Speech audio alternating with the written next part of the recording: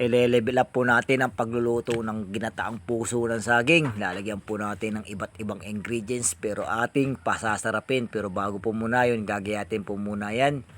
At bago po natin igagataan ay ating lalagyan po ng asin. Damihan nyo na po at ating lalamasin po yan. Nilalamas po yan para po mawala yung dagta o yung pait po niyan. At pagkatapos pong palabasin ang katas niyan, huhugasan pa rin po sa tubig yan at pipigain po ulit. At saka po natin siya ilalagay sa kawali na malabnaw na gata ang unang ilalagay po natin dyan.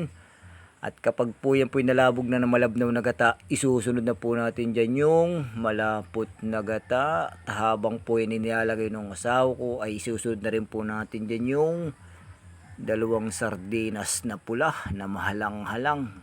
Sarap pong partner nito kapag po ganyan ay yung pritong isda o pritong tuyo. At syempre sasama na rin po natin yung sariwang pa kung nakuha rin natin yan sa ilog. Ay napakasarap po yan.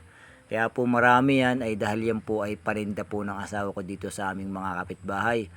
At sigurado po ako sold out agad po yan. At syempre magtitira po tayo ng ating pang-ulam mamaya. Ayan na po ang kanalabasan yan. Ay napakasarap po niyan kung nagmamanti-mantika po yung gata.